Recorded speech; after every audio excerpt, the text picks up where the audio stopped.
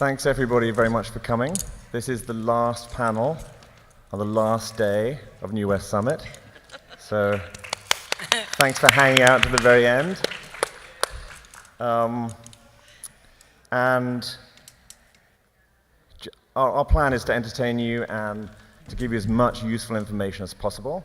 So maybe just before we do that, we don't have that many people, but just before we do that, hands up in here who has done a microdose ever in their life. So 5 milligrams or less.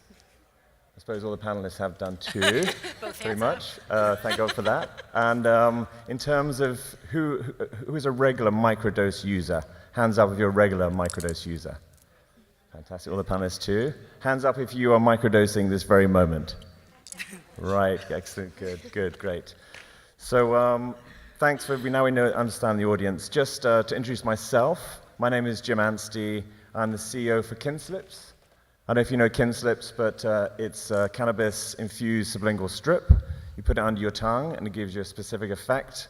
And onset is about 10 to 15 minutes, so quicker than edibles out there. So that's what I do. And I'm going to introduce you to the panel in a minute, and then we'll save about 10 to 15 minutes at the end for any questions, so please think of questions and feel free to save them till the end. Just in terms of microdosing and why I think microdosing is so interesting, along the way I've spoken to a lot of people who've had a bad cannabis experience, and normally it starts with an edible, and they get really excited about eating an edible, nothing happens for a bit, so they eat another edible, and then all hell breaks loose, and they have a terrible time, and they're on the sofa, and probably everybody here has either had that experience or knows somebody that has. So I definitely believe that microdosing is a way for everyone to be empowered by cannabis and to control their own dose. So I think, and again, in my mind, I think the more people that have a good cannabis experience, the happier the world will be and the better, it will be a better place in the world. So that's my philosophy. But again, we have a very distinguished panel here today. So I'm going to introduce you to them, and then we'll get on with the Q&A. So first and foremost is Marcia Cagliardi, sorry, pronounced that wrong. It's a tough one. Marcia is the founder of My Milligram. It's a low-dose cannabis lifestyle media brand, and please do subscribe to her weekly email on mymilligram.com. It's fantastic. But it gives in-depth features about all the latest low-dose and high-quality cannabis products being made in California. Marcia is also a restaurant columnist and a freelance food writer since 2002, so old school. She was a pioneer in the restaurant news and content space and is well known for San Francisco as the table hopper. Good. Eaters in the house. That's a 12-year-old cheeky newsletter that is full of insider news and tips about the San Francisco Bay Area restaurant and bar scene. She also creates and hosts engaging food and beverage events for her readers. Next we have actually Peter Calfee. Welcome, Peter. Peter is the CEO for GoFar. Oh, sorry, one more slide on for Peter. That's it. Great.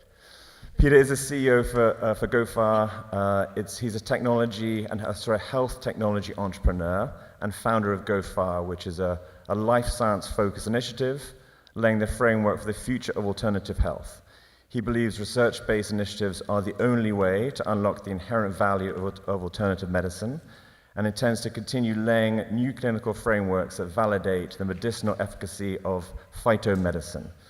He has a scientific background in supercritical fluid chromatography and intends to leverage his keen understanding of molecular science to further clinical research. Welcome, Peter. Thank you, Jim. Sarah is next. Sarah is the Public Education Officer at the Apothecarium. Sarah Payan is a nationally recognized cannabis educator, speaker, public policy advocate, writer, and consultant. She is the Public Education Officer at the Apothecarium in San Francisco and Vice Chair of the San Francisco Cannabis State Legislation Task Force.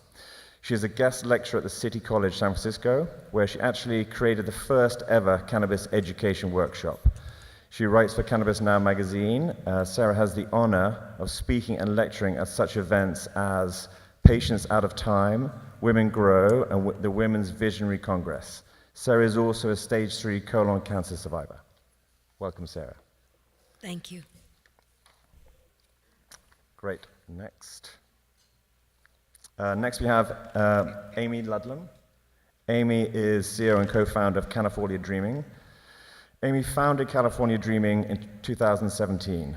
California Dreaming was the first cannabis product to go through Y Combinator, the world's top accelerator, responsible for launching Airbnb and Dropbox.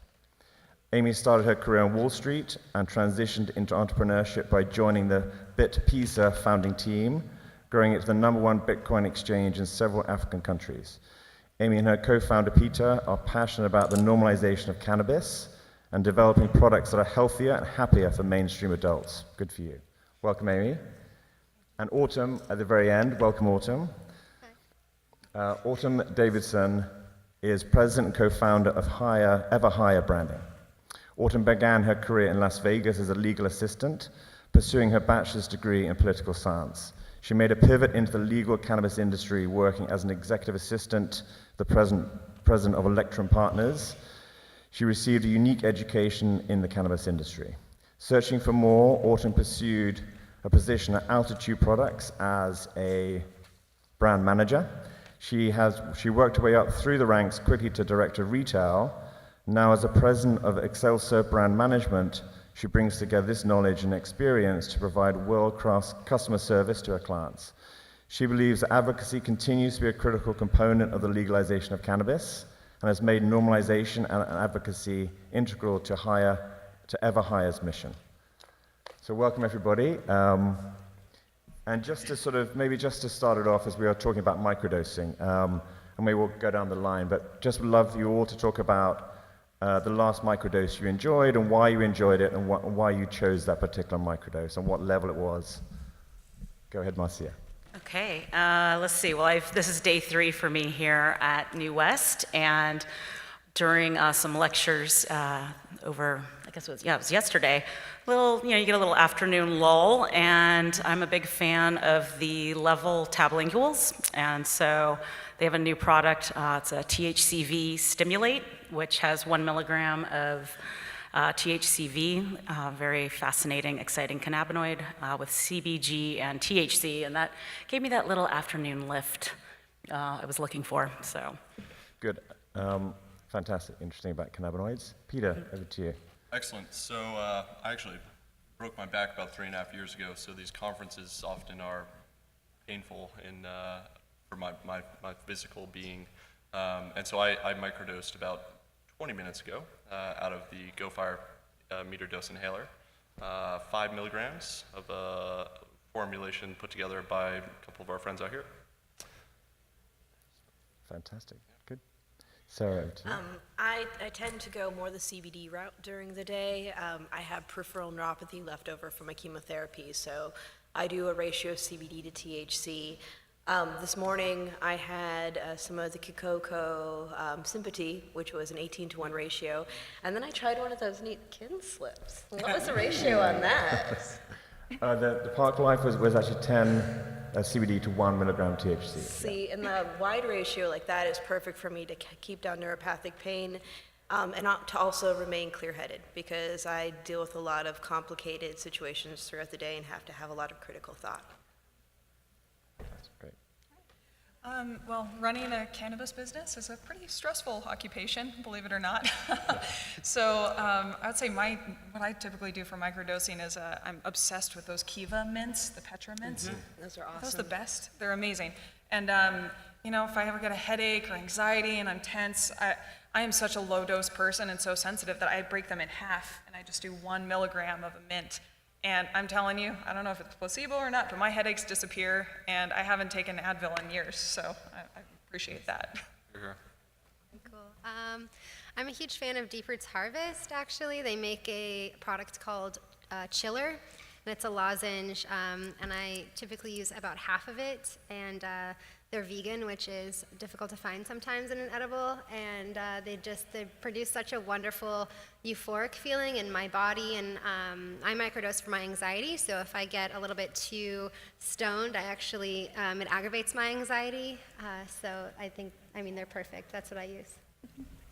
Fantastic, great. And just, everyone maybe knows, but maybe just to give you a bit of history about microdosing, and so the origins of microdosing, where it comes from. Marcia, you're an expert on this area. Do you want to tell us a bit about that? Yeah, I mean, it's very interesting now that we're talking about microdosing cannabis, but I do think it's good to qualify what it is that you're microdosing, because the history of it is a bit more in the realm of psychedelics. And we have James Fadiman to thank for a book that he wrote around 2011, and about exploring psychedelics, and he put forth a protocol in it where you take a microdose of LSD, which would be anything from like 1/10 to 1/20th of a recreational dose. And the idea is that you would maintain a psychedelic level. So if you actually are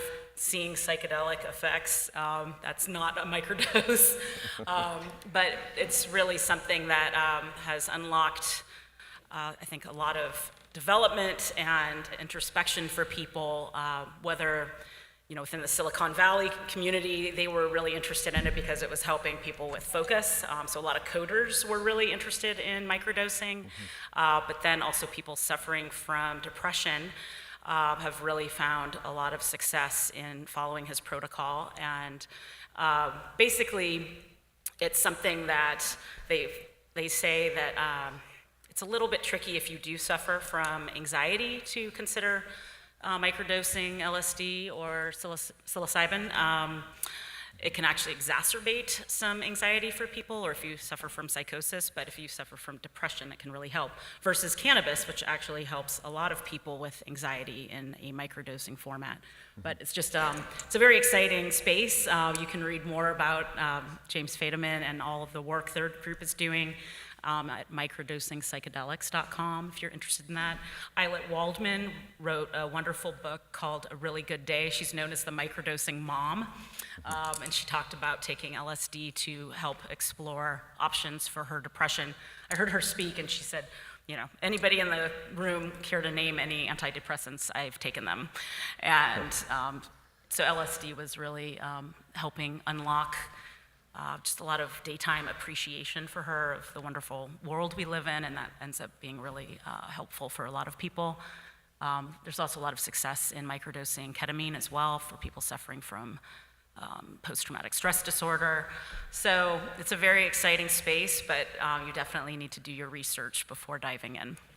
Cool. Oh, and of course, Michael Pollan's book that came out this year too, How to Change Your Mind, also explores psychedelics, and yeah.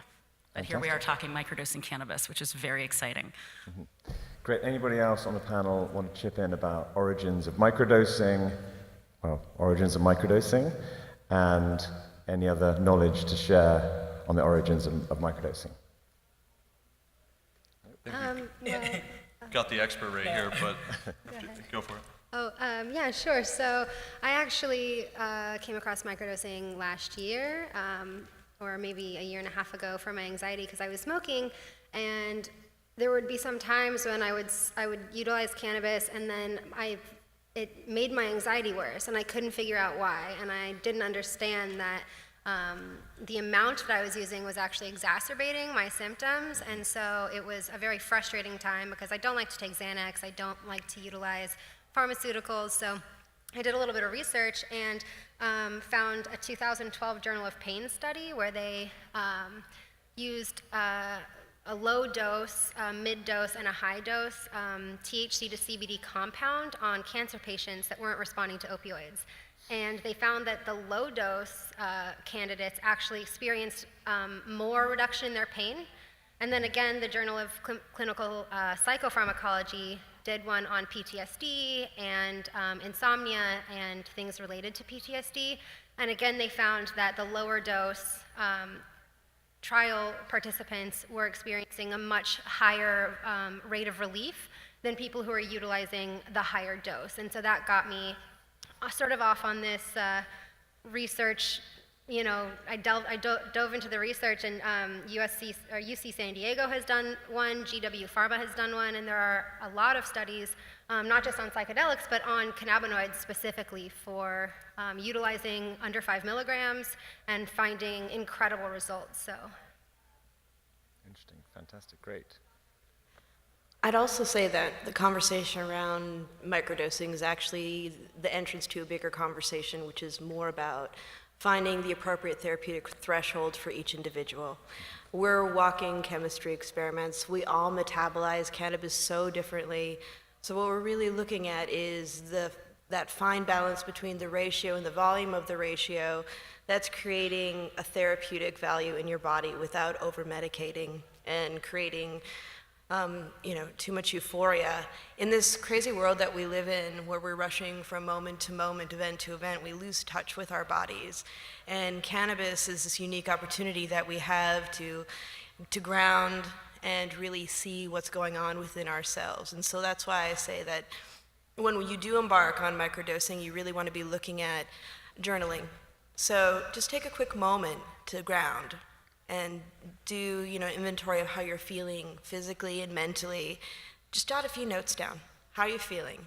And then make a note of what you're taking, how much you're taking it, when you took it, and as you start to feel the onset of the therapeutic feel, like what is it that you're feeling? What's working? What's not working? And even if this foray into whatever you're experimenting with isn't successful, the information that you have is very important because it helps us determine how we as individuals metabolize cannabis so that we can use cannabis to the greatest therapeutic benefit. And that being said, cannabis isn't for everybody. Some of us can't tolerate it. So it's good to know that too. Fantastic, great. To pile on to what Sarah is saying here, I think another thing that we have to address is that when we talk about this plant, we're not just talking about one drug. We're talking about a plant that's made up of upwards of 700 different chemical compounds, right? You hear specific compounds mentioned often, 2 of them in particular, CBD and THC. But again, we have to remember that we're not just dealing with one specific drug here. We're dealing with a plethora, and the plant itself is inconsistent by nature. So again, on that note of being able to record what's working best for you, and really being able to drill into the specific chemical compounds that are contained within that product is very important as well. And also, just to chime in again, like with trying compounds and cannabinoids that are non-intoxicating, it can end up having a very subtle effect in your body, and the best thing that you can bring to the table when you're experimenting with microdosing is patience, and to understand that this is not like a silver bullet, and it's not something that you're immediately like, oh yeah, I feel great, or I felt that. It can take weeks, especially for people dealing, let's say, with inflammation in their body and they're trying a CBD protocol. That can take some time and patience, and certainly as you titrate with your dosage as well. But it's really important to just, even with one dose, if you're like, I don't feel anything, well, just wait. You always go back to it tomorrow, maybe try a little more, but it's a lot harder to reverse.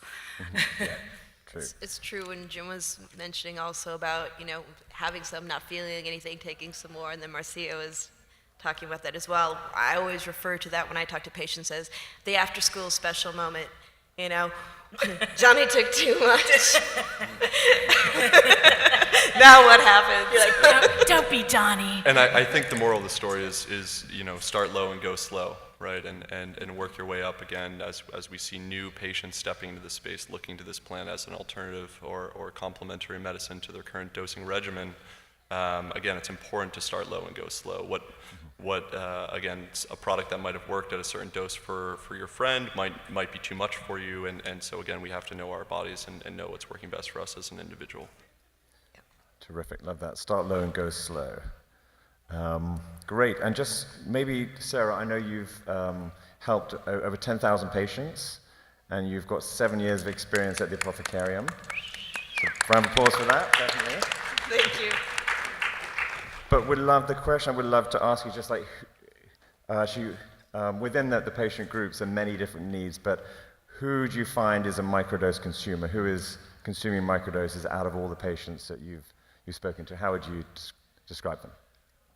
Well, there's going to be age and there's going to be experience. So we get a lot of patients, so a lot of times people will say, oh, seniors are the new, population that are using cannabis, and there's more and more every year. Well, that's not true. There just is a lack of self-reporting because we have a lot of people who are very directly affected by the stigma, by the war on drugs. But you have a lot of people who have had bad experiences in the past. You have people who are using it as a last-ditch effort because they haven't gotten therapeutic relief from pharmaceuticals. Big pharma has failed them. And I even had somebody who came in once who said he'd never tried cannabis, but he'd had a bad trip on acid, and he was really hoping that wasn't going to happen. And I could assure him that was not going to happen. We're not giving you sunshine yellow, don't worry. Oh, promise. But so, a lot of times it's about reluctance. They want to have the therapeutic relief, but there's a great fear around the word euphoria. And then, you ask them, what are you using for anxiety? Well, I'm using Xanax. Well, what are you using for pain? Well, I'm using Norco. And it's like, well, you are getting high. You're getting pharma high. So we can actually use cannabis and give you the relief that you need without the euphoric effect so that you can get on with your day. So a lot of times we are dealing with seniors that are looking at pinpointing dosage, and they want something that's going to be low profile and isn't going to create stigma if they pop a mint, when they're, on the road or, working with peers or what have you. So you get that. You get people who are really busy and on the go, because we've talked a lot about microdosing on the go. I mean, that's the name of this panel.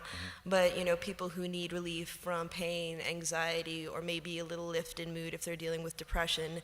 And when we're dealing with cannabis, we're also dealing with the reality of the biphasic effect. So we get the most therapeutic relief out of low dosages.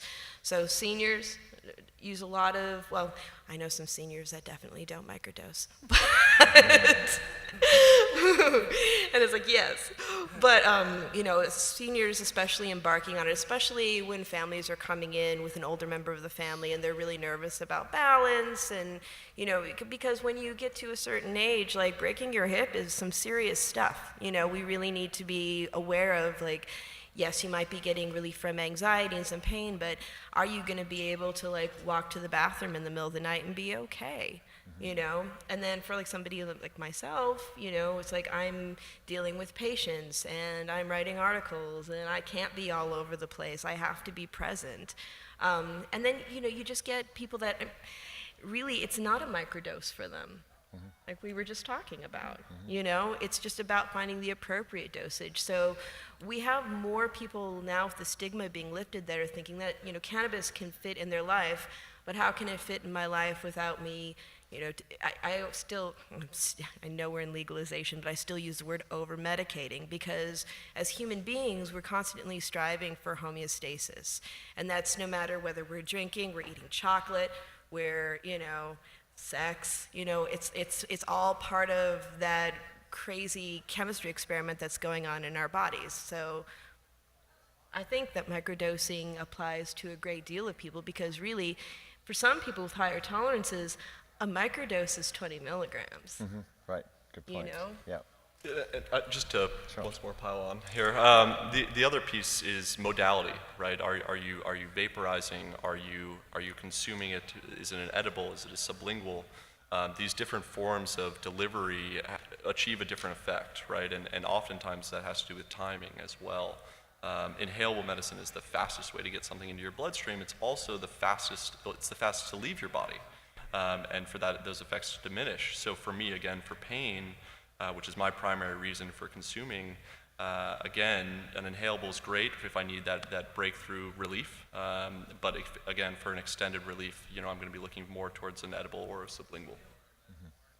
Just to try, Sarah, go ahead. Oh, I was just going to piggyback on that, really, what I always tell people is that you have to look at the different modes of medicating with cannabis as different medicines entirely themselves, because personally, I can smoke till the cows come home. I'll be the last one standing. But you give me edibles, and I metabolize that very differently. So there's also, what mode of cannabis works well with your body.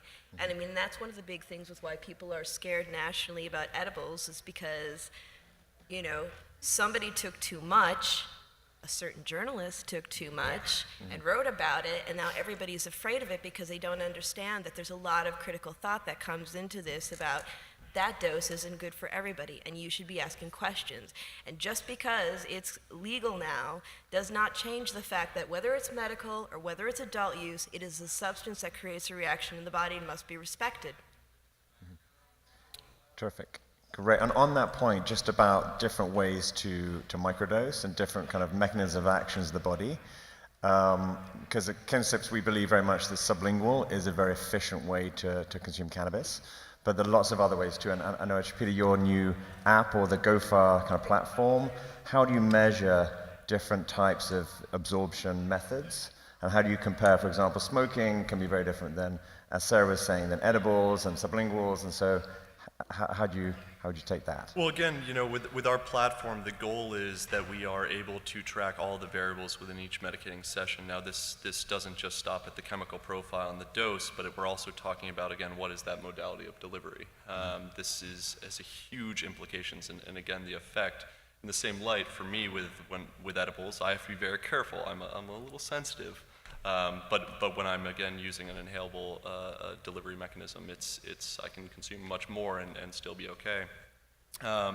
Those modalities, those different delivery mechanisms, again, for us, what we're looking to do with the platform is start understanding and gain insights into the consumer experience and what is a patient's experience with these different forms of delivery at different doses with different chemical profiles, and how does that, again, how can we take that information, again, in an anonymous platform and give that back to the community to help shine a light in a dark room into which products will work best for which reasons and why. Okay, interesting, great, terrific. And then in terms of different formats too, the beverage category is obviously very hot with Coca-Cola and various other people looking at that at the moment. Actually, Amy, can you talk a little bit about microdosing with beverages? Yeah, absolutely. Actually, this was kind of an idea that we came up with together, wasn't it, Marcia? Where our drinks are 10 milligrams each, and we came up with the idea to pour them into ice cube trays. And all of a sudden you have ice cubes that are 1 milligram or half a milligram, and you can just add them to water or something, anything you want, and microdose throughout the day through a beverage. Beverages are a bit unique in that they kind of fall in between smoking and edibles. It's quite complicated, and it's absolutely worth doing your own research, but like we were saying, smoking hits you faster, leaves your body faster, it's absorbed through your lungs. Edibles tend to be absorbed by your liver, which is why it takes so long. It can take an hour for it to hit you, sometimes 2. It also depends on time of day and what you've eaten. Beverages are somewhat in between. You absorb some of it sublingually, some of it in your upper intestine. So, the feeling is different, which is because there are so many options and so many modes of consumption. I'll echo what everyone else keeps saying, that it's the common theme here. You need to experiment with lots of things very, very slowly and carefully and diligently. And it does require some patience, but you will find something that works for you. Whether you're looking for relief from some kind of symptom or you're just looking, to feel slightly better or more open throughout the day. There are all sorts of reasons to do this, but because there are so many options out there, it's quite overwhelming. Interesting.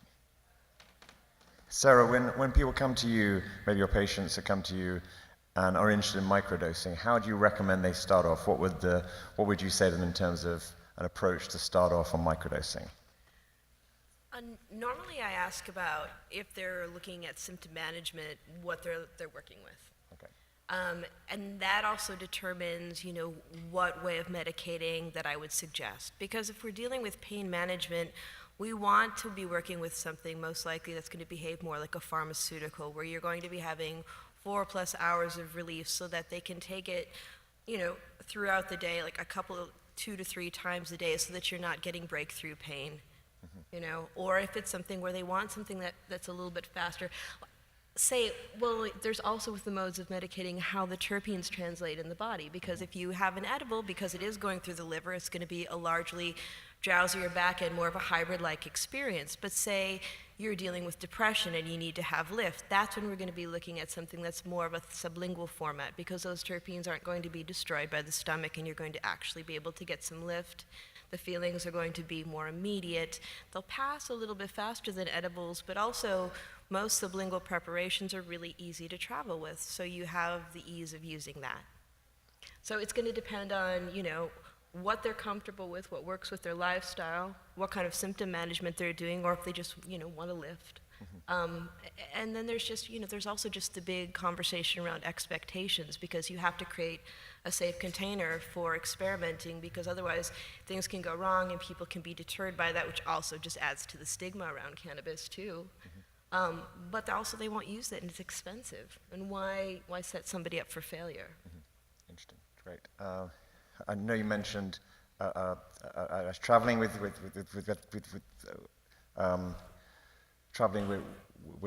Cannabis, and that's sort of, I suppose, microdosing life on the go is about traveling with sometimes prohibited substances in different places. Marcia, how do you cope with traveling in different places? I know she's written about this. So I know. I didn't quite tell my dad this, but we went to Russia this year for World Cup for 3 weeks. And as someone who is a daily microdoser and I enjoy my micro adjustments, I was like, wow, Russia, not where you want to get caught with drugs. So I ended up packing along some kin slips. And I love that they're individually wrapped. You really, when you look at them, you're like, I would not be able to tell that that was, a little 5 milligram cannabis strip. Instead, it could look like a little breath strip or whatever. It just said THC on it. So I just got my little black marker and hid them in, I thought it was a pretty stealth spot in my bag. And it was actually really amazing to have a conversation with a gentleman on a flight that we were taking, and after talking a while, realized that he really enjoyed smoking cannabis in Russia, and we talked some more, and I was showing him some photos of our dispensaries and my cousin's grow, and he was like, oh my God, this is like, it was just so cool to blow this guy's mind. And then, I did give him a couple slips. They're just like, the science of it is incredible. Slipped him some slips. I slipped in some slips. But yeah, I think that's a really, like, the sublingual strips are a really exciting portability kind of product. Again, like for me, the level tablinguals, I have 6 different kinds. Usually I'm carrying at least a couple with me. They're always 3 milligram tablets that dissolve under your tongue. And I think also, some people really like tinctures, and I always just recommend trying to find a smaller container once you figure out your dose for that. But it's, even like just today, I was walking around the expo floor. I don't know if you guys saw Vera Wellness, but they're doing a micro mist under your tongue that's really portable and measured, and also the way they formulate it, it helps with absorption. And last night we had a launch party on the roof with Olo, and they're doing some new sublingual strips that are for different moods. So yeah, I just love having an arsenal of products. My desk is hilarious. It's like, even my purse, I have Kiva mints always in my purse. I have Sparks, which are either goji berries or coffee beans. And once you really get familiar with products, I just love having different things to pull from. Like, oh, I'm going to a concert. I would love to have a little Spark right now. Or, I'm going out for a walk. In about an hour, I'll pop a little Kiva mint and really have a really nice, creative walk. But I think also it's interesting how different products, you'll learn how they respond differently in your body. So the Kiva mints, those are 2.5 milligrams, but I feel the effects of those. It's a very different high. It's positive, I feel great, but it's also much more noticeable to me versus, let's say, even if I cut a kin slip in half, or like a 5 milligram, the Cloudbuster, that's just a nice, lifted, bright, happy, lightly euphoric feeling that does not go into an anxious space for me. But then, there are some other products that are, a little bit more in the 4 or 5 range, and I don't want to take any calls from people during those times. I don't want to do any financial negotiations. But yeah, I think it's really finding the ways that different products react with your chemistry and what makes you feel good. And we all have our own unique system, so enjoy exploring it. The right dose for the right time for the right experience, right? Or sometimes the right dose for the wrong experience. Here, right? Let's turn this around. Well, on the travel front, the big news was LAX, right? Oh, that's Yeah. right. Yes. LAX airport, for those of you who haven't heard, that allows cannabis now. You can fly as much as you want with it. They don't guarantee anything on the other end when you land, but you can fly out of LAX, no problem. And that's something that's kind of been an unspoken rule, I think, in most California airports. But it's nice to hear that that's official now, and hopefully that starts opening up the floodgates to more and more airports and other transportation points into places outside the state being open to that.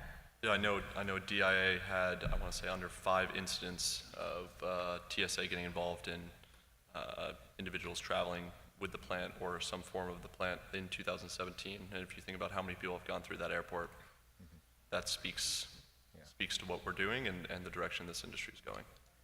So Peter, I know you said that you broke your back, I think, and so you're in a lot of pain constantly. How do you deal with traveling from place to place? Well, planes suck. We'll start there. But no, again, for me, I normally am traveling with the Go Fire, and I can normally have that last through any domestic travel. I can experience that relief throughout. Again, I'm still wrapping my arms around edibles and trying to understand the differences between the different brands and which products give me the specific relief I'm looking for. Again, I think I go back to this is a complex plant. We're dealing with so many different chemical compounds. It is a rat's nest, and identifying how these different products work for you is and again, I purposely say for you, is something that takes, again, just time and experience, and you start low and go slow. Mm-hmm. That's right. Great. Start low and go slow. Terrific. So Autumn, I know on the branding side and the marketing side of things, in your agency world, obviously social media is a key part of of branding and marketing these days. How do you feel about the way that microdosing or the lack of microdosing is on social media channels? Well, everyone has their favorite Instagram or Twitter accounts that they follow, and if you take a look through those, I think that you'll find the majority of them that are getting the most engagement, the most likes, are really promoting sort of an overconsumption, which is awesome in its own right, but taking a full gram dab or field burning a bowl from a 10-foot bong, that's not necessarily everything that cannabis has to offer. So it would be wonderful for the industry at large to sort of be able to promote this education and this understanding and this awareness of that microdosing is like another tool in your toolbox when you're utilizing cannabis. It's something that with these social media accounts promoting that lifestyle, a lot of people come into it thinking that that's what cannabis is, which, as we've talked about, this does not help that stigma, but there is an influx of people coming into the cannabis industry that are moms who need some relief but can't be stoned because, they have to deal with their children, and professionals who need relief but can't be, cognitively impaired when they're at work, and same with students, and same with people who, drive Uber so they can't be impaired. It's just, there's so many different uses for cannabis and so many different ailments that it treats, but there is really a lack of understanding within the culture of cannabis about why microdosing is beneficial. And I think that that's something that, we as industry professionals can really get on board with, is the education of that, because it is beneficial and is something that we were talking about who can microdose. I think everybody should microdose. I think it's incredibly beneficial to switch the conversation from cannabis being something that we use recreationally to cannabis being something for health and wellness that we take daily, like a multivitamin.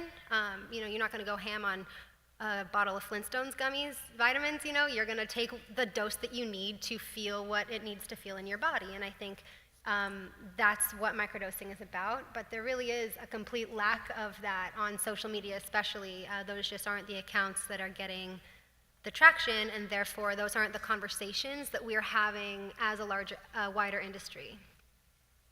Cool. Sure. Well, it's so deeply embedded in the industry culture. I mean, I can tell you when we first started testing our product out and bringing it into dispensaries just to see what kind of reactions it would get, they were 10 milligram drinks, and this was back in November, December last year, this was less than a year ago, and we were laughed out of most dispensaries. Nobody wants 10 milligrams of anything. And the funniest thing was, and this will never leave my mind, is most of those places that we went into would say, okay, well, can't you at least just try it? And most of the time, the owners or buyers would say, oh, no, I can't handle 10 milligrams. So I'll never forget that. And it was one of those things where we knew that things were shifting, and wait a matter of months, and all of a sudden now 10 milligrams is a very, very common thing to see, and we all shared all these different products that we're enjoying, but the industry still has a really, really long way to go to ground itself on what people actually want to consume and what people should consume. And thankfully, you guys are all at the forefront of it, and we're trying as well. But we still have a long way to go. So it's worth doing your own research and education. Absolutely. And talking with when you're at a dispensary, you have to talk to the people behind the counter, because if you just pull something off a shelf at random, you could be in for an unpleasant time. Well, it's why I started my milligram. I used to be an avid pot smoker in my 20s. I'm a Northern California girl, but I just noticed it kept getting a lot stronger, and I wasn't enjoying myself as much and getting very paranoid. And I'm a communicator, and I was finding that I was not able to communicate as well. So it kind of became an occasional thing. And but then with just a lot of the recent products, some friends had me try their vapes and their, Terra blueberries a few years ago, and a friend was launching a cannabis olive oil, pot de huile, and for once I was able to finally measure my dose, which it was 1 milliliter was 1 milligram, and it was such an eye-opening experience for me to dial in a number that worked for me. And I find, I would go to dispensaries. I was helping a couple clients with just some research, and constantly I was being sold these high THC strains, and I would ask, I'm like, what's the bunkest weed you have? And they're like, why? And also with products, I would see these 100 milligram cookies. I'm like, no, that is going to kill me. So now it's just such an exciting space. I am thrilled to be writing about all of these low-dose products, and especially products made by women, because I think a lot of women particularly suffer from paranoia from high THC experiences. And maybe it's just because of the way that we're a little wired of the signals that we process in our day-to-day. But I find that there's so many amazing brands being made by women right now, especially in the low-dose space. And yes, gentlemen, everyone is welcome to experience this, but I think it's something that you don't need to feel any shame about being a lightweight. That's not what it's about. And you save so much money. Yeah. And there are, and then thank God there are products with high THC levels for people suffering from real issues. But, it's a full spectrum that we can all land and find our place on it. I think, you can hold firm. If someone's trying to, even push something on you and, no, you should try this. You just need to dial in, find out what your number is, what your MED, your minimum effective dose, and explore from there. But I'd like to add a little bit to that, if that's all right, Jim. We talked about it earlier, but the shot glass, right? Most of us have experienced alcohol. If you've never tried tequila before and you walk into a room and I sit a bottle of Patron down in front of you and I say, have fun, and I leave the room, you're gonna drink it, and probably in 30 minutes I'm gonna come back and you're either gonna be dancing on the table or sick in the corner. Now, that being said, if I put a bottle of tequila and I put a shot glass next to that bottle, now all of a sudden I've given you the ability to quantify your consumption and know exactly, again, how much you're taking to your body.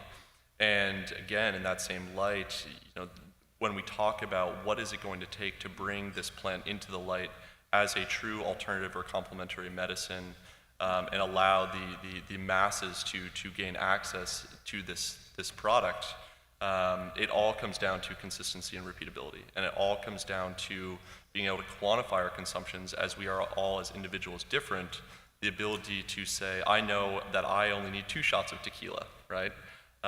Sarah, I don't know how to... get a little sassy. Exactly. But again, it's that ability to quantify our consumption, and again, I love all these products that are coming on the market, because the masses might not have the experience even us together in this room have. And again, how do we give them the tools to feel comfortable stepping into the space, and what does that look like? And that starts with the microdose. We use alcohol as an analogy quite often when we're educating our consumers, because beverage.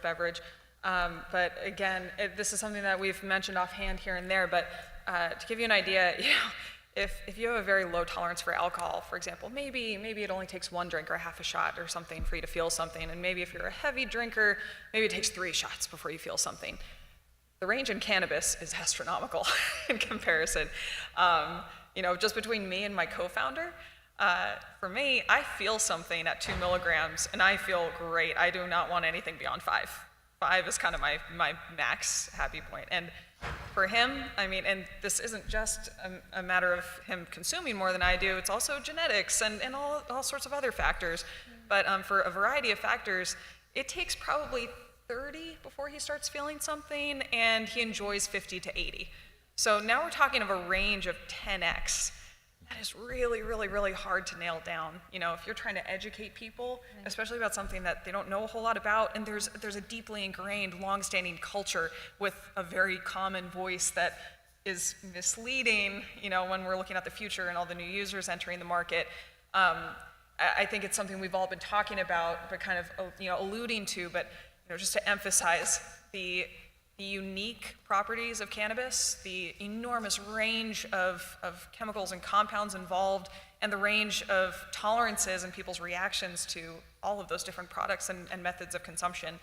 It's an enormous category, it's an enormous industry, and we're barely scratching the surface of it. I'd also add, to piggyback off that, and also what Marcia was talking about earlier about women in cannabis, our estrogen levels affect how we react to cannabis as well. And microdosing is actually a great opportunity for those of us who are perimenopausal, dealing with menopause, dysmenorrhea. Microdosing is a great way to be able to address pain symptoms, hot flashes, all the things that we go through, creating balance without creating euphoria so that we can function through life. Because, well, for myself, I'm probably on the cusp of perimenopausal, but I have several friends that are going through it, and there's nothing worse than as you're going through menopause and you're like in the office with massive hot flashes, and how do I deal with this without, disabling myself somehow, really, and so there's a lot to be said for symptom management with microdosing. And also, when you do find a product that works well for you and the ratio and dosage is appropriate, seek out 2 to 3 other products that work just as well, because the body is highly adaptive. And when we have something that works well for us, like for me personally, and this is more about smoking, I have a really hard time with a lot of sativas because I have a low-grade anxiety that's exacerbated by my PTSD from my cancer experience. So for me, a lot of times sativas were always just kind of off the menu. But when I did find one lamb's red that worked really well for me, I was using that a lot to the point where I was like, this isn't effective for me anymore. And what I learned was that you really need to cycle different modes of well, not necessarily modes of medicine, but if you're like, if there's an edible, you like different ones, like maybe once a week, switch it out so that it stays, the impression stays fresh in your body, and you're not actually getting your tolerance up too, because that is one of the things that happen when we use a product regularly. Tolerance lifts, and there's really no need for that.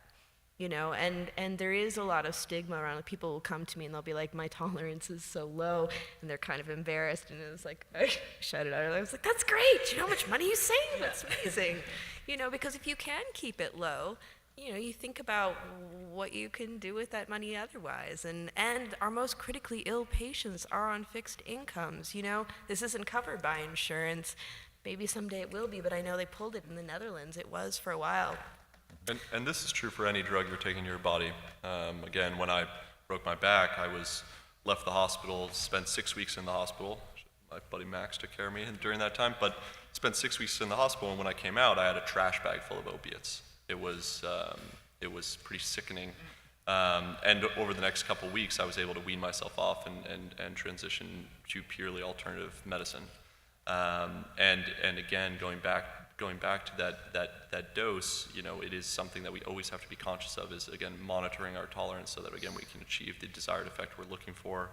And that's a great way of looking at it, is switching up the chemical profile throughout so that you can again, there's a lot of chemicals contained within this plant. It's easy to switch up the chemical profile and still achieve the desired effect. Fantastic, great guys. I know we've got about actually 10 minutes left, so I just want to open the floor up for questions. It's a fascinating topic, and I know we've scratched the surface a bit. So yes, the lady over here. Where can we find out information about interactions with pharmaceutical drugs and low doses of cannabis? I'm not sure where you'd be able to find an accurate account of that, but there are two different things that I would say.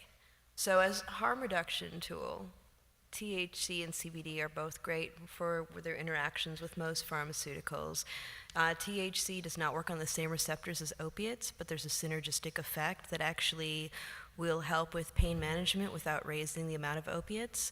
And I know for myself, I had a resectioning of my colon after they took a tumor the size of a lemon out in the beginning of my cancer journey. And I have a very non-addictive personality. When they told me at 20 to quit smoking, I just quit, which is like really hard for most people.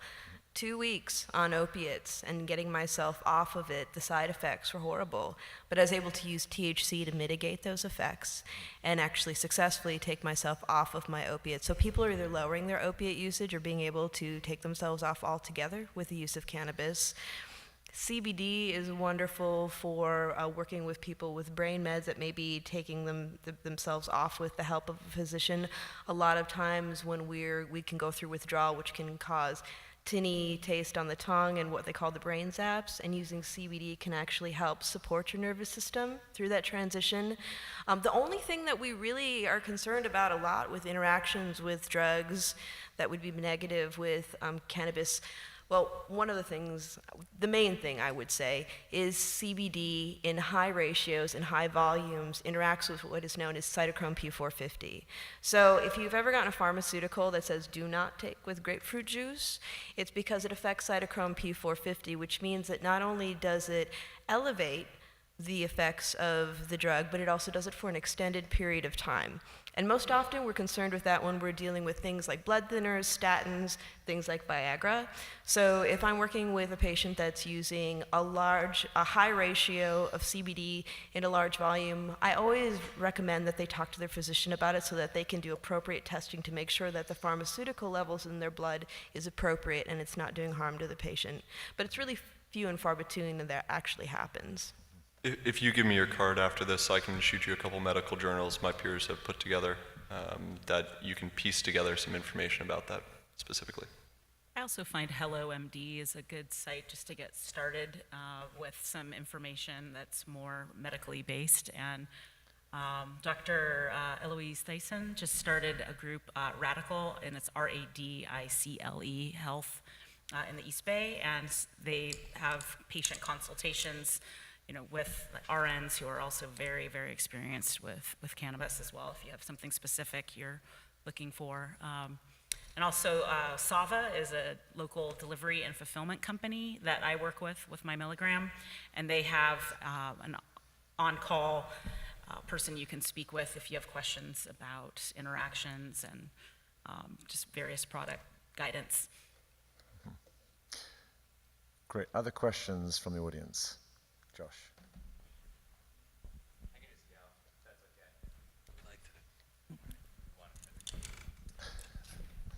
Thanks. So most of the regulations that are being written right now are focusing on preventing overconsumption and not necessarily focusing on allowing the proliferation of microdosing. Do you think that the current state of the regulatory climate is enough to allow for microdosing to continue to evolve, or is there something that you would change in the regulations to allow that? Yeah, I can speak to that. It's barely enough. I mean, there's a reason you see products out there. It's because we can make products, but it is extraordinarily difficult to make low-dose products, especially low-dose products that you want to consume over time. Obviously, I have my niche. We have our product, but we would love to roll out lower dose versions of it, but we can't because testing labs can't find 5 milligrams in a 12-ounce drink. They can barely find 10 milligrams, and that's with a lot of hand-holding. So, labs will get better over time, but right now, the way the rules are set up, you make a product, you hand it off to a distributor, a testing lab comes and grabs random samples and does testing, but if you sent samples to 5 different labs, you would get 5 completely different results. So the fate of your product is out of your hands and in the hands of what's effectively a magic 8-ball. And when you get the results, you either have to destroy it or you get lucky and you pass and it winds up on shelves. And I think the latest statistics I saw from the BCC said that about 1/3 of edibles are failing potency. Potency is really difficult to test, especially because of the variety of products. That makes it that much harder to test. There are different sampling methodologies that have to be applied based on the type of product, exactly what kind of extraction you used, how it was infused. So, I mean, it's an enormous challenge for labs to come online and be able to test for things, but at the same time, it's a challenge for us to be pigeonholed into, just a very narrow set of products and infusion methods. And I think you're exactly right. You hit the nail on the head. Everyone's so much more concerned about preventing overconsumption rather than facilitating appropriate consumption. And I don't see a resolution in that, if I'm being honest, in the near future. They've loosened up some of the testing rules for lower dose products. So 5 milligrams, there's now a 15% tolerance, and 2.5, there's a 20% tolerance according to the draft rules, which could change. But we'll just have to hold our breaths and wait and see. But thankfully, over time, like I said, testing labs will get better. So maybe in 2-3 years, you'll see a massive proliferation because the labs will be there. But for the next 2-3 years, it's very constrained. The main concern there with the testing facilities is that they're not using necessarily the same reference samples, and therefore the end result is different, right? You see some products again tested, and you're like, wait, 110% CBD, that doesn't make sense. And that's because, again, these reference samples are not necessarily consistent across all testing facilities. You're going to be seeing still a lot of stickers on products with adjusted dosage. A lot of products just, unfortunately, are being really held up in testing, especially low-dose products or products with CBD as well. It's been a little bit of a challenging time for a lot of manufacturers. There's also a lot of frustration just from the consumer market, just how sky high all the pricing has gotten. Like, you have not many milligrams in a package, and you're paying almost twice as much as you were last year. And that has to do with the high lab testing prices, which hopefully will go down as we get more labs and it's more streamlined, and just all the other wonderfully expensive things that we have to do to maintain legal business in California, dispensaries, products, that lovely excise tax. It all comes into play. Fantastic. Great. I think we have time for one or maybe half a question from anybody out there for the end of it. A microdose question. Yeah, a micro question. There you go. Hi, thank you for your time. I had a question in terms of terpenes. When it comes to microdosing, I'm gathering information from you, but from the previous spokesman, they also said that terpenes also have a chemical balance with each person, receptive. Do you ever see a trend in using both as a tool in harm reduction clinics in the future? Perhaps to Definitely, I help would say. alleviate patients. Hands down, again, we're dealing with 146 cannabinoids somewhere in there, and 500 plus different terpenes. These are all different chemical compounds that work together. Obviously, meshulam with the entourage effect. Those terpenes play a very important role in the effects that the cannabinoids have on the body. Would this also apply to regulation, perhaps in the future, if some are toxic to some people, or does it apply to each person individually? I'm not so sure on that one, to be honest. I'd need to defer, maybe. I mean, from a toxicity standpoint, this is why we have testing and Right. a lot of products. This is for the consumer to be able to consume safely. But it's definitely an interesting thing to see in manufacturing, the sophistication of terpene usage in the formulations right now. For example, Kiva is just releasing this brand new gummy called Camino, and they have 4 different gummies, and they really utilize terpenes to formulate an experience. So I think we're going to be seeing a lot more on a sophisticated level. But it's like, linalool and limonene, like these are plant-based compounds and terpenes that humans have been interacting with for a long time. Cool. I think the thing I'd be concerned about is the concentrations of the terpenes, because if you're even reflecting on like aromatherapy, there are these aromatherapeutic oils, those contain terpenes as well. Most of those can't be used neat on the body. They have to have some sort of carrier oil. So when we're looking at things like terp sauces and stuff like that, I think we're going to be doing a little bit of reevaluation. But terpenes are great, but how are we actually looking at terpene concentration? Because some of these can act as solvents. And again, touching on that, there's, again, 500 plus different terpenes out there, right? So when you see 2% of limonene in a product, that's going to cause some problems. Your body's actually not used to breaking down that much of that specific chemical compound, and that's when you see people getting headaches and nauseous and getting sick from those. I think there was a big deal back a couple years ago, right, with this whole thing. And so what a lot of companies are doing is looking at their terpene profiles and saying, well, I can't just do one, I need 50 that make up that 2% of that product, right? And this again helps to protect against that body's rejection of too much of one specific chemical compound. Yeah, appreciate your time. Fantastic. I think we're out of time, but any more questions, I think the panelists will be hanging around for a few more minutes, so feel free to come and ask some questions. But thank you all very much, and thanks to the panelists very much. Can I just say one quick thing? I know all of us, we've been really aware of our folks striking out front, and some panelists have had to make decisions about whether or not they were going to cross the line and speak on panels for the past couple days. And if you're interested in helping, there's a strike hardship fund, and it's a GoFundMe, and it's at One Job Should Be Enough. So it's gofundme.com/OneJobShouldBeEnough. And feel free to talk to any of the strikers outside, and I know they would appreciate any connection that you can make time for. I just would like to add to what Marcia is saying. I came from a social justice background, and social justice is worker justice.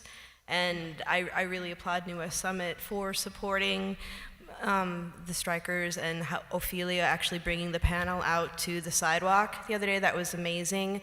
But we also need to do some reflection in our own industry as well, because one job is enough for us too. And we need to make sure that the jobs that we are creating in our industry, we have a unique opportunity to create abundance through compassion. There is such thing as compassionate capitalism, and that the people that are working in our industry are able to have their one job and get paid a living wage and have jobs with dignity. So it's something for us to reflect on too. Well said. Great. Thanks so much, everybody. Thanks, Jim. Thanks, guys.